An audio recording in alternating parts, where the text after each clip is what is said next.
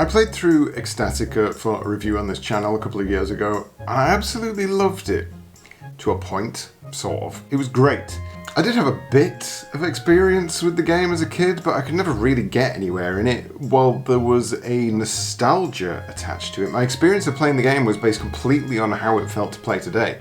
And while the game was definitely flawed, I fell for its weird charms. It was at that time I found out that there had been a sequel released, and I immediately stuck it on my list of games to review. I started to play it roughly a month later, and this happened.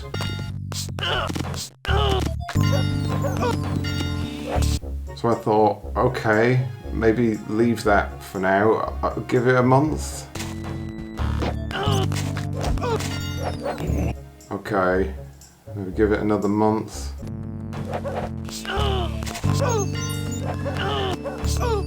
2 or 3 years later, I finally gritted my teeth and put my mettle to the test and played a large chunk of Ecstatica 2, and I hate it. Here's why.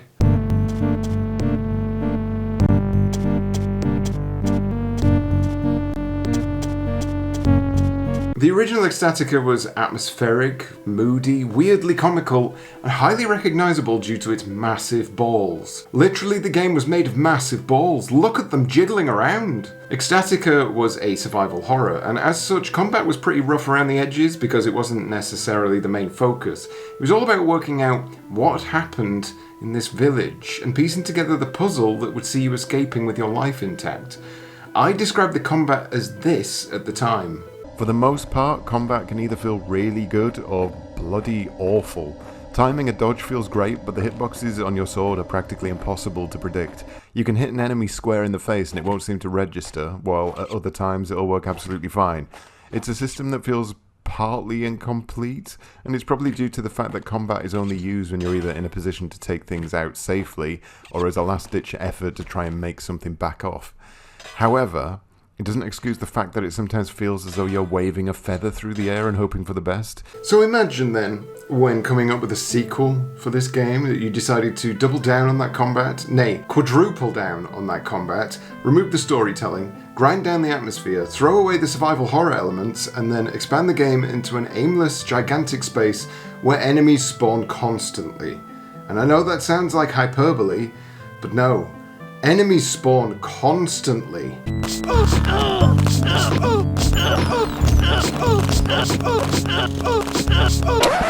Yep, that's me. You're probably wondering how I ended up in this situation. I walked away from this game when I first tried it because this intro to Ecstatica 2 is so ridiculous in terms of difficulty. I just had to get myself in the right frame of mind to push past it. I'm all for games that don't hold your hand, but this wasn't the issue. As with the original Ecstatica, the controls are tanky, the cameras are static, and instead of being able to simply run away from your adversaries, like you could in the original, Ecstatica 2 wants you to stand your ground and fight off pretty much everything that comes your way. This is already not looking good. With this newfound focus on combat comes a plethora of controls to try and help even the odds. Cursor keys move the character, Control plus cursor keys performs basic attacks, Control plus left alt plus cursor keys performs advanced attacks, left alt plus cursor keys performs a dodge roll, left shift jumps, yada yada yada. None of that matters, truthfully, because your best bet is to go for the one attack that does a sweeping motion that hits anything remotely close to you. Trying to position your man to face an enemy means you're liable to just get hit while trying to do so, and the vast majority of the time you'll be ganked up to the eyeballs in enemies anyway. The term stun locking has never been so prevalent as it is in this game. There were times where I watched my health go from full to half in a matter of seconds, while my character responded to absolutely nothing.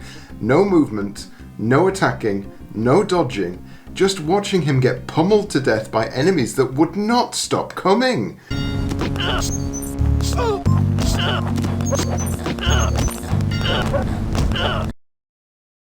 Let's rewind though. Ecstatica 2 begins where the last game left off, or at least it does if you played through Ecstatica as a dude, because there's no option to play as a female in this game. Screw you, women. apparently. There's only healthy man butts to look at this time. On returning to your kingdom, because you are unceremoniously revealed as a prince, which was only briefly alluded to in the first game, you find that your kingdom has been ransacked by constantly spawning orcs. Your girlfriend is whisked away by a gargoyle, and you get put in the stocks, only to be awoken by a zap of lightning and a mysterious voice. Wanker. Hear me. Take great care if you value your life. From there, it's all up to you, and what you have to do to survive or even progress at any given point is not explained. Go do. That's your instruction. In a nearby building, you'll find your first weapon, if you can actually get to it before you're beaten to death, and from there, it's all about exploration. To give the game its due, the castle itself is an interesting space with multiple branching paths that sadly lead to absolutely nothing in most cases. There are entire segments of this game that provide you with the grand sum of zero in terms of character progression or story development, and that's largely down to how the equipment system works, or doesn't work. For the vast majority of the game, all you'll really find are weapons, which come in a variety of types, from swords and maces to magic weapons, potions, which also come in a variety of types, such as healing, invisibility, and poison, which is fun, because you'll never know which ones are actually poison. Yep, that's me. You're probably... Lastly, there's scrolls, which give you magic, something that depletes pretty rapidly and should only be used in extreme circumstances, or when you forget what the controls are and spaff them off accidentally, which you will. Everything else largely falls into permanent items or elder sign pieces, which aren't provided through exploration necessarily. These are things that you'll pick up on the cumbersome path to victory. And this makes exploration particularly pointless, because what generally happens is you find a set of rooms full of monsters that deplete your health, and your reward for getting through those rooms is a health potion that restores the health you just lost fighting the monsters to get to it. While weapons and magic and everything else could be a reward, it's invariably not, because for some reason they just rarely are. All that being said, as you'll have no idea where you're going or what you're doing, exploration is accidental for the most part. You'll come across dead ends with gateways that just won't open for some reason. You'll come across switches which you hit and they do something somewhere in the castle. You'll have to explore further in order to work out just what that something is. Guesswork. That's the basic gist. The entire game is guesswork. The original Ecstatica was also guilty of some guesswork, but it was generally rooted in some form of logic. A specific item's use would not necessarily be incredibly obvious, but you'd be able to work out somewhere it might be useful, and you'd go off and try that out until you found something that worked. Here, there is none of that. You run around the castle courtyards being hounded by endless demons until, I don't know, maybe you run out of a door and fall into a moat and die with absolutely zero warning. You know, just as an example. There are actually 3 key points in Ecstatica 2 that all emanate from this single screen. One of them is this door, which you need to unlock. One of them is that fat badger sat in a well that you can't kill. And one of them is this doorway covered in acid where my game ends. As per the forewarning in my introduction, double spoiler alert, I have not completed Ecstatica 2. God knows I have tried my hardest, but you'll see why when we eventually get to this. Let's start with the door then, because unbeknownst to you, that's exactly what you need to start with. How do you open it? You're not told. Even when you've actually done the thing that opened the door, you're still not told. So off you slowly go to figure out what you're doing while fighting off whatever the game spawns into your face. You'll likely come across a few doors that you can't kick open. These have a red or blue symbol on them and won't be unlocked until later. If you're wondering whether or not this means backtracking is involved, then you're asking the wrong question. Backtracking is the entire game. Backtracking, and might I add, constantly saving, because you will die at a moment's notice. You're probably wondering how I ended up... I just want to throw in a side note here. I've seen a number of people comment on videos for Ecstatica 2 to say that this game is some sort of proto-Dark Souls game, and no. Have you ever played a Dark Souls game? Dark Souls is not remotely like this. Dark Souls isn't unfairly punishing, it's demandingly difficult. It gives you the tools to overcome that difficulty curve, and it pushes you to become a better player thanks to its combat system. You start off playing Dark Souls like this.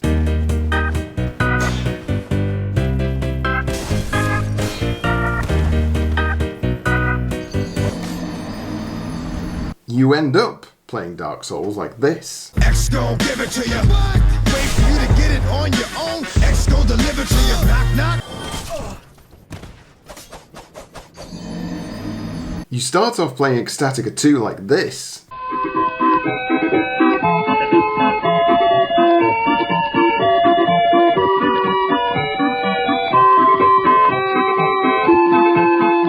You continue playing Ecstatica 2 like this forever. Let me put it this way, I've never seen any other game in existence that has an uninstall option in the pause menu. This is a game telling on itself like no game has ever done before. I can sort of see what these people are trying to get at though. The original Dark Souls had this winding set of pathways that led back to Firelink with meaningful progression, slowly opening up new segments through specific items or skills, not unlike the Metroidvania genre but in 3D.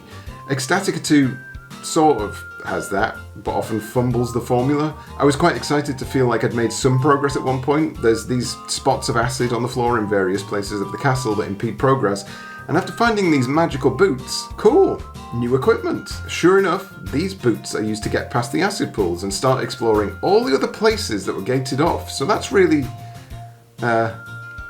wait.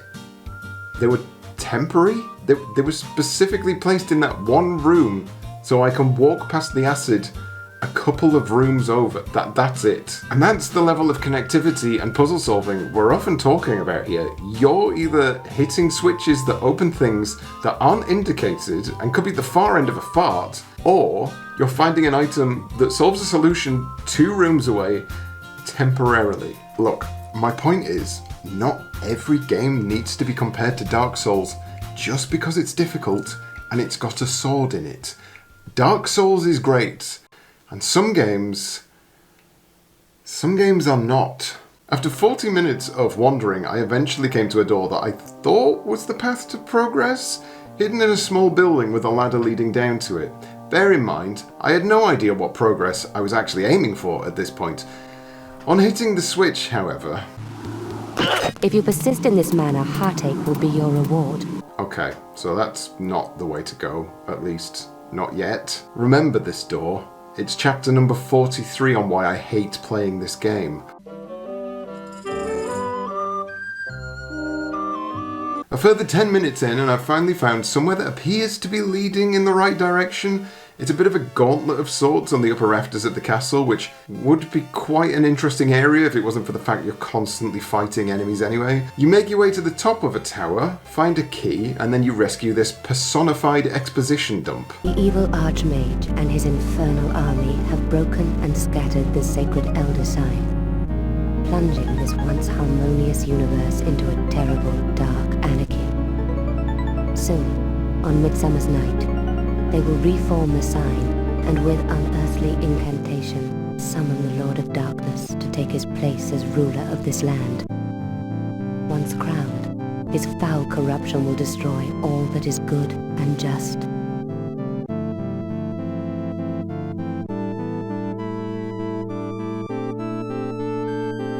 You must defeat the Archmage and his evil horde before it's too late. You must find the Elder Sign fragments and unite their mysterious cosmic powers in the name of truth and goodness. Only this can restore harmony to our world. This is your quest. May your God have mercy upon your soul.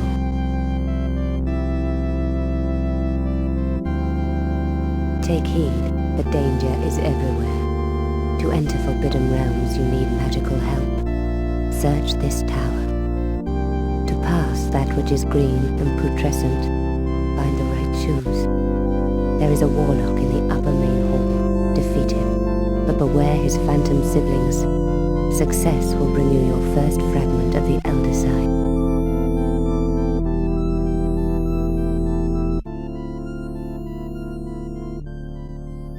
So, an exposition dump that gives you pretty much no indication of where to go next or what to do outside kill the big bad guy.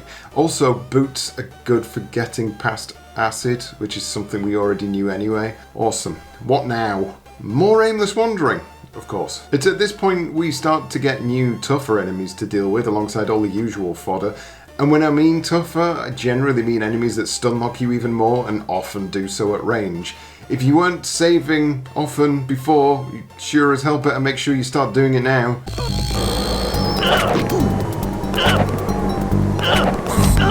Oh look, it's a double gargoyle fight. This is just like Dark Souls. Fuck off. An hour in, after repeatedly saving after every single fight I managed to scrape past, I come to 3 coloured levers that don't seem to budge. The trick to these coloured levers is to first find another switch of the same colour somewhere in the castle, and then the levers will work. This puzzle amounts to finding a switch to use a switch. This is the first main puzzle in Ecstatica 2. Having just rewatched the footage, it took me 15 solid minutes to find all these switches. For one thing, navigating these identical corridors is hard enough without the camera constantly switching angles, to the point where north is an otherworldly concept. And secondly, and I know this point is as belaboured as I feel right now, but the enemies. My good God, I don't think I can truly get you to comprehend just how exhausting it is to have to tirelessly fight your way through these spongy monstrosities over and over and over again, because they will not stop coming. There is no respite, and trying to explore or figure out what you're doing has to be put on pause every 5 seconds so you can spin around like a rusty Beyblade until they finally fall over and die. And then another one appears. It is actual torture. With the 3 levers activated and no indication as to what they've actually done, it was my best guess that the big door at the start had been opened.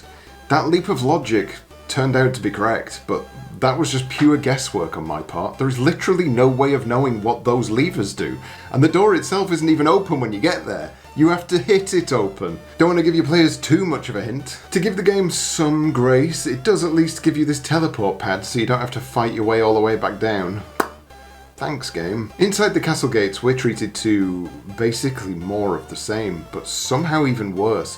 The enemies here ramp up to horrible levels of bastardry, and the vast majority of the level design is corridors and empty rooms, with the occasional switch that, once again, does something, somewhere, presumably. I don't know. There are 2 warlocks, one on each set of stairs, and I just have to avoid them entirely because I can't take them out quick enough before they stunlock me to death. You'll be seeing these guys quite a lot from here on in as they hunt me down every time I come near the main courtyard. We'll call them Dick and Fanny. 20 minutes of faffing around leads me to a king's chamber. Seeing that the guy in the throne is yet another warlock, I position myself next to him immediately and wail on him as much as possible before he has a chance to do anything.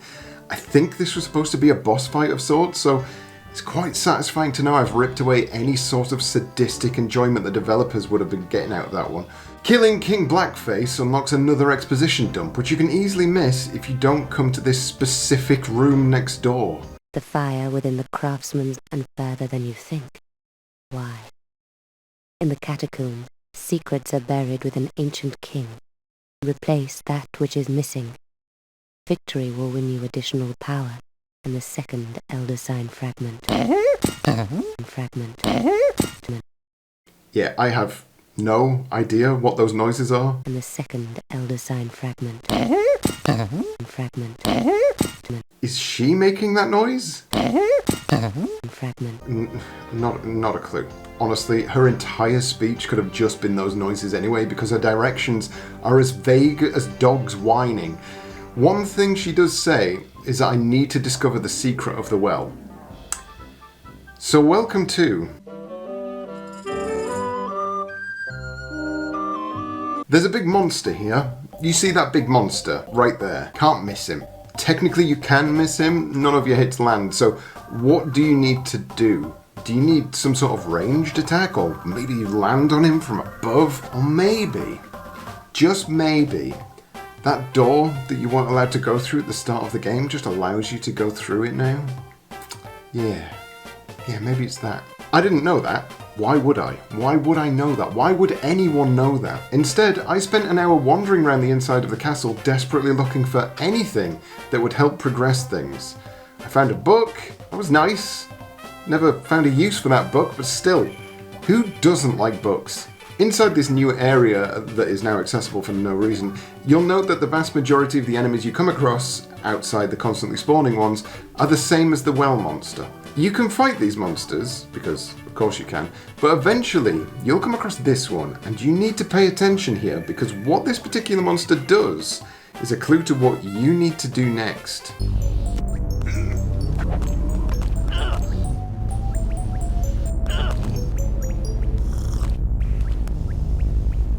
Did you catch that? I almost didn't, because I was too busy trying to smash his fucking head in. He drinks from a potion and falls asleep. There's a selection of these potions next to the monster, so the solution is... Come on now, I know you've got this. What's the solution? Take the potion, use it on the monster in the well, right? Yes. Also no. No, because there are multiple potions here. Only one of them is the correct one. Why would it start giving you easy options now? This game hates you, you little shit. Here's me trying to give the big well monster the wrong potion while also being hunted down by Dick and Fanny and whatever else decided to turn up to ruin my day. Fun. Aren't we having fun? 5 minutes or so later, after realising the game was dicking me over again, I eventually returned with the correct potion, managed to kite these pricks out of the way, and finally unlock the well area. Just gotta try and... What? Just... Please, can... Look... Oh, for fuck... Getting into the well with these two fuck pieces double-ending me with streaks of pissy lightning took a further 3 minutes. Then I died, so 10 minutes since finding the potion that would unlock the well, I'm finally actually in the well properly. I swear to God, if this game didn't have respawning enemies, you'd likely be able to complete it in about 20 minutes. We've already ran through a collection of the game's baffling set of logical leaps, but this next section requires a literal logical leap, and I'm genuinely not sure what on earth they were thinking here. In the well, there's pretty much nothing. You hit 3 switches, a door opens, there's a weird...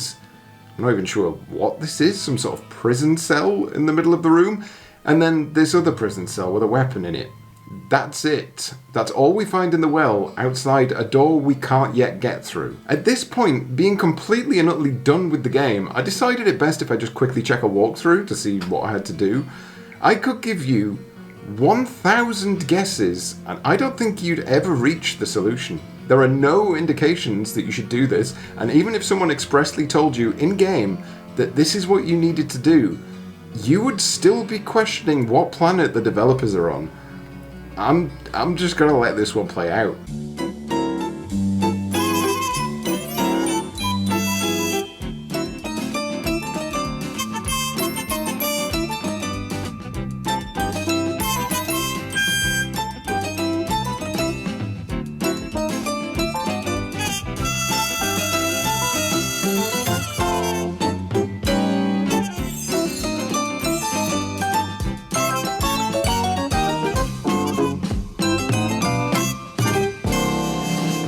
That's right, you leave the well, climb up on a roof somewhere else in the game, jump down a hole, land in the prison cell section that we found earlier inside the well, and that teleports you somewhere else.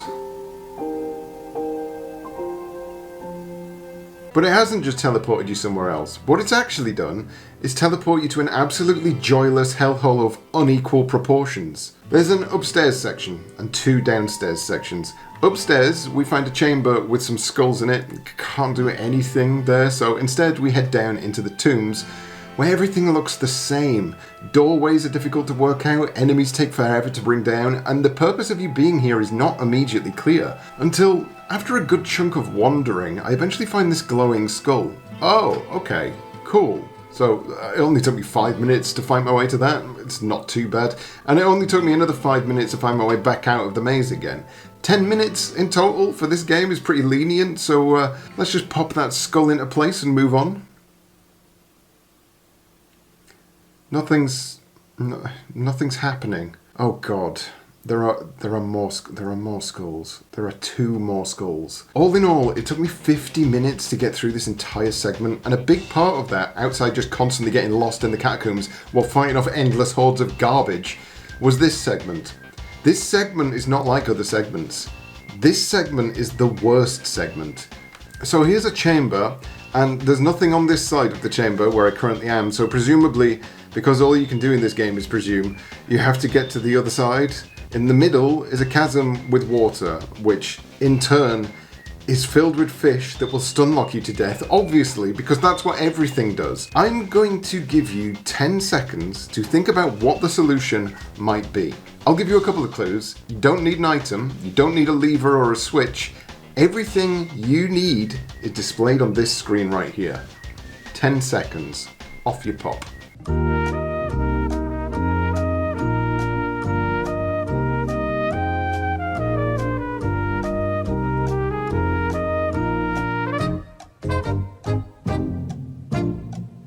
Invisible bridge. Of course it fucking is. The invisible bridge is only actually visible when you're stood in this exact spot, and even then, you'd be forgiven for missing it or not understanding the visual clue it's giving off. Honest to God, this game is just endless punishment for not being psychic.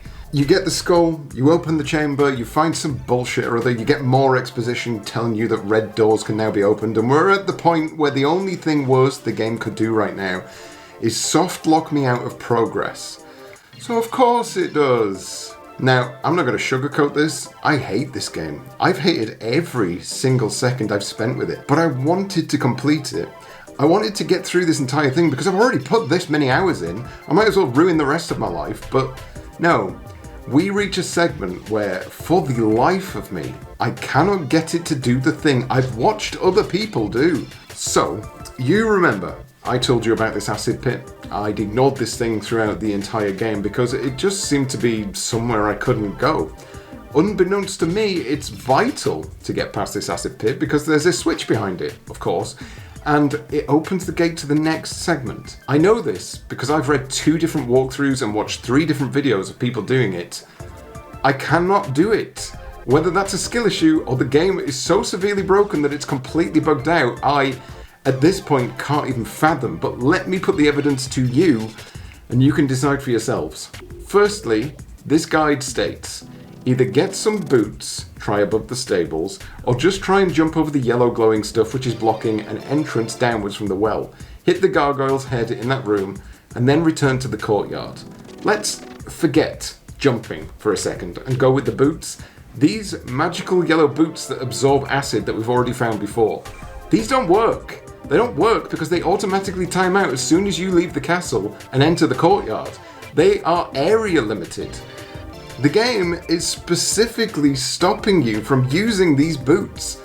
Why it does this, I don't know.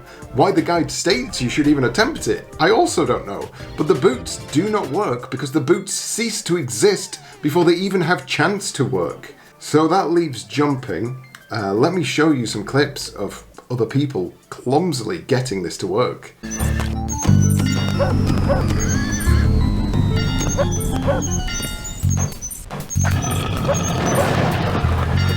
Congratulations.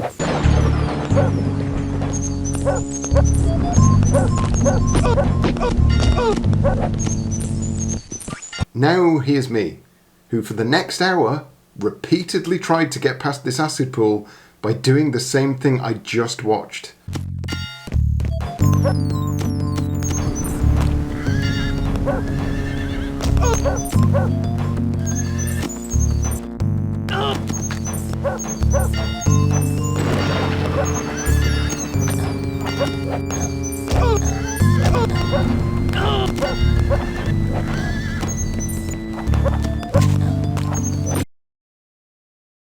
There is, from what I can see, some kind of invisible wall stopping me from progressing. Walking against this particular area sees my character turning in the exact same way he would if I was pushing him against a wall. It will not let me past. Could there be some obtuse thing I'm missing because I haven't followed a guide from start to finish? Quite probably, honestly. I suspect there's a magical switch 14 rooms deep into a dungeon that coats my skin with asbestos with no indication that it's actually done that, and I'll suddenly be able to get past this fucking acid pit. But no, I'm done. I have jumped against this doorway more times than any human should ever have to do that. I'm done with this game. To summarise the rest of the game, you'll be unsurprised to hear it's more of the same, with even more grating difficulty and illogical set pieces. On reading this Mezzo Magic review from back in the day, I'm not going to lie and say I wasn't relieved to find out that the end of the game sounds absolutely abhorrent. The last portion of the game is an example of that cruel and unusual punishment that proves that some game designers have a vicious and sadistic streak. I'm talking here about the timed puzzle sequence, and this one is particularly nasty. You must negotiate not 1 or 2, but 6 locations that are maze-like obstacle courses with traps that often deflect you from your chosen path. You must get through this frustrating sequence as fast as possible to ensure that you have enough time left to find the final piece of the Elder Sign and confront the Archmage. Yeah, you know what? Thank you, game. Thank you for stopping this. If you think I gave up too easily, let me just add, I tried patching the game, I tried re-downloading a different version, I tried Windows 95 version of the game, I tried re-fucking-starting the game, and no, it doesn't work. It doesn't work, and I feel like I've had my life handed back to me. I'm a new man. I can finally smile again. Ecstatica 2 was bizarrely lauded back when it released. 7.9 out of 10 from GameSpot, 87% from Hyper, 4 out of 5 from Next Generation, 86% in PC Powerplay, and with this quote from GamePro. With much improved graphics, an expanded map, increased character movements and a larger variety of enemies, Ecstatica 2 has surpassed its predecessor in almost every way. And it's not even just the magazines. I've had to watch a lot of footage for Ecstatica 2 to try and work out just what the hell it is I'm supposed to be doing. I've always wandered curiously into the comments section to see what people are saying. The best game in my childhood, but too hard to finish it. Ecstatica 2 and Little Big Adventure 2, my favourite games of all time. One of the best games ever. Yeah, you get the picture. There are people who absolutely love this game, and I, for one, cannot work out what the hell they are seeing in it. And neither, it seems, can Andrew Spencer of Andrew Spencer Studios, the man behind this ellipsoid juggling nightmare. You see, Ecstatica 2 was never really meant to exist. After the original Ecstatica, Andrew Spencer and his team began to work on a completely original game, Urban Decay. Following the success of Ecstatica, Andrew Spencer, director at A. Spencer Studios, is hard at work on its spiritual sequel, Urban Decay. The game uses the revolutionary ellipsoid engine that drove Ecstatica, but transfers the action to a violent US ghetto at night. Ecstatica was just a testing ground for the system. We always had plans to take it further, reveals Spencer. He has now established a dedicated game development studio and taken on several extra staff. 5 animators and a background artist are on the project. Andrew Spencer is anxious to pursue his own path towards that elusive goal, the interactive movie. However, rather than merely present a series of pre-generated sequences, he's determined to take the best aspects of the film world and add the elements of control offered by video games. From what Next Generation has seen, he's heading in an interesting direction. Riding high on the laurels of the bizarre yet mesmerising Ecstatica, the talented Andrew Spencer Studios set out on 2 different projects. Ecstatica 2, which was eventually published under the Psygnosis brand, and a police-themed title named Urban Decay. Both titles were ellipsoid-based action-adventure games, which used 3D vector balls to create bizarre, puffy-looking characters with ultra-realistic movements. This was coupled with shifting third-person camera angles that changed in a cinematic fashion as you moved from room to room. In Urban Decay, you played a hard-boiled cop sent into the nastiest urban environments with the ultimate goal of cleansing the ghetto with a ton of hot lead. But what made Urban Decay so unique was an extraordinary amount of flying plasma. This title would have taken the cake for the most outrageously violent game ever. Each enemy was designed to react to different gunshot wounds. One headshot would result in death, and leg or arm hits would give you a crippled opponent feebly crawling away from you. Do you show mercy and let Mr. Drug Dealer live the rest of his life without the use of his legs? Or do you shoot him in the head at point blank range? Even though the characters look cartoony, the scandalous amounts of violence would have made even the most hardened gamer squirm. Postal had nothing on this game. Andrew Spencer didn't want this game. He wanted to focus on Urban Decay, but pressures behind the scenes wanted a sequel to their already successful game. Urban Decay sadly never materialised. Ecstatica 2 released to lukewarm sales, and Andrew Spencer Studios was shuttered. Considering how vague the puzzles in Ecstatica 2 are, Andrew was not vague in pointing out how much he hated having to put this thing together.